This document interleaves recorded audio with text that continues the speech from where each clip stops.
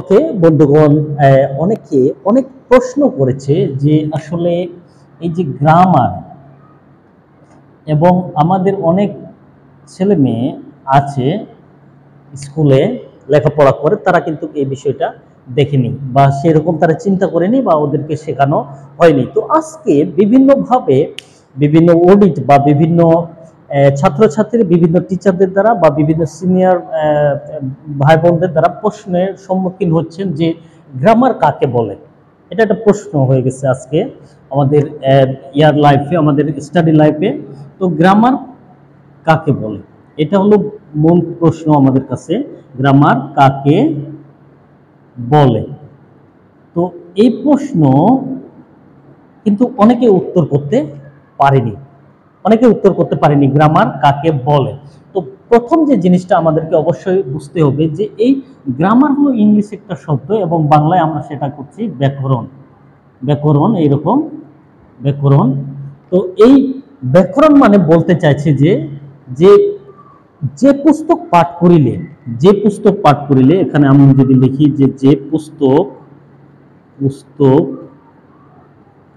পাঠ করিলে ভাষা অর্থাৎ ল্যাঙ্গুয়েজ, ভাষা শুদ্ধভাবে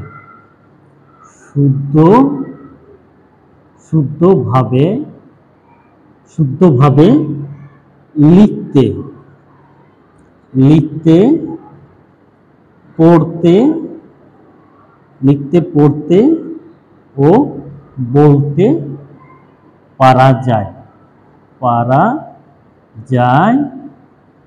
তাকে গ্রামার বলে। এখন এটা হলো একটা সংজ্ঞা।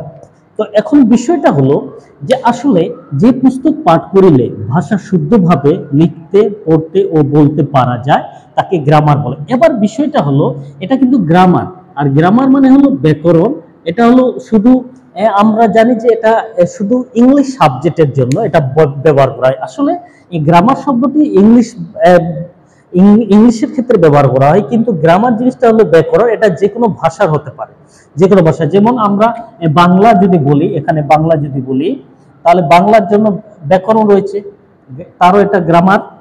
তারপরে এখানে যদি হিন্দি হয় তারও একটা গ্রামার অবশ্যই আছে, তারও একটা গ্রামার হবে। যদি এখানে কোনো চাইনিজ যদি হয় তারও একটা গ্রামার রয়েছে, বা কোনো যে কোনো ল্যাঙ্গুয়েজ, যে কোনো ভাষা শিক্ষার জন্য গ্রামার রয়েছে। তো এই গ্রামারটা হলো কি, ওই যে ভাষা গ্রামার রয়েছে সেই ভাষাকে শুদ্ধভাবে আমরা কি করতে পারবো, লিখতে পারবো, পড়তে পারবো বা বলতে পারবো, সেটাকে গ্রামার বলা হচ্ছে। আমরা যেন এটা ভুল না বুঝি। তাহলে গ্রামারটা হলো যে কোনো ভাষা শুদ্ধভাবে লিখতে পড়তে বলতে পারা যাওয়া।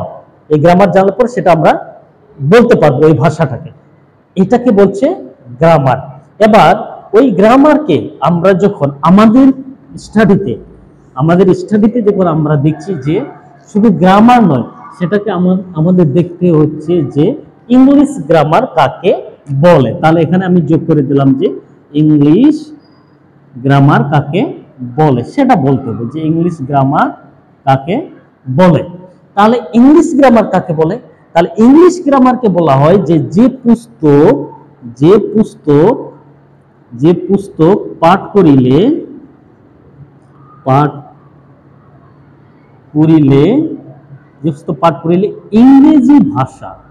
ইংরেজি ভাষা শুদ্ধভাবে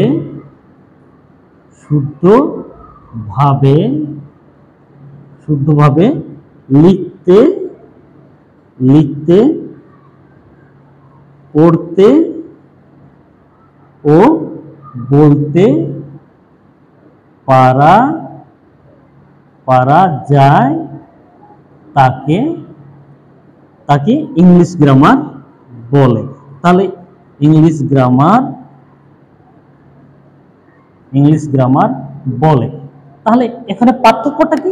পার্থক্যটা ইংলিশ গ্রামার আমরা কেন পড়ি?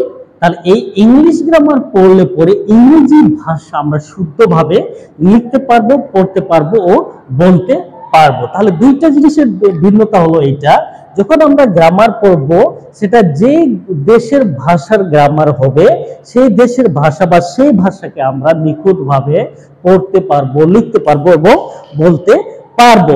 আর ইংলিশ গ্রামার যখন আমরা পড়বো তখন ইংরেজি ভাষাকে আমরা শুদ্ধভাবে লিখতে পারবো, পড়তে পারবো এবং বলতে পারবো। এটা হলো পার্থক্য। তাহলে ইংলিশ গ্রামার কাকে বলে? তাহলে ইংলিশ গ্রামারকে বলা হয় যে পুস্তক পাঠ করিলে ইংরেজি ভাষা শুদ্ধভাবে লিখতে, পড়তে ও বলতে পারা যায় তাকে ইংলিশ গ্রামার বলে। আর গ্রামার বলা হয় যে যে গ্রামার বই পাঠ করলে ভাষাকে আমরা শুদ্ধভাবে লিখতে, পড়তে এবং বলতে পারবো। এটা হলো একটা পার্থক্য জিনিস, যে এই ছোট প্রশ্ন কিন্তু অনেকে উত্তর দিতে পারেনি। যদি আমরা অনেক কিছু জানি বা অনেক এক্সপার্ট বিভিন্ন সাইটে, কিন্তু এই ছোট ছোট বিষয়টাকে আমরা কিন্তু কখনো চিন্তা করিনি। ওই জন্য আমাদের ছেলেদেরকে, আমাদের বাচ্চাদেরকে, আমাদেরকে ছাত্রছাত্রীদেরকে বেসিক যে জিনিসগুলো রয়েছে সেটাকে অনেক নিখুঁতভাবে তাদেরকে শেখাতে হবে বা তাদেরকে বুঝিয়ে দিতে হবে। আমরা যেন তাদেরকে বুঝিয়ে দিতে পারি যে এই জিনিসটা হলো এরকম, যে গ্রামারটা হলো যে যে ভাষার গ্রামার হবে সেই ভাষাকে আমরা শুদ্ধভাবে লিখতে, পড়তে ও বলতে পারবো। আর ইংলিশ গ্রামার পড়লে পরে আমরা ইংরেজি ভাষাকে শুদ্ধভাবে লিখতে, পড়তে ও বলতে পারবো। এটা হলো পার্থক্যের একটা বিষয়। আমি কিছু বেসিক জিনিসগুলো এভাবে দিয়ে যাব, আপনারা সাথে থাকবেন এবং আপনারা এই বেসিক জিনিসগুলো কিছু অর্জন করেন, যাতে আপনাদের ছেলে মেয়ে বা আপনাদের বন্ধু বান্ধবী এবং আপনাদের ছাত্রছাত্রীদেরকে অনেক সহজভাবে শেখাতে পারে। তো এরপর আমরা কন্টিনিউ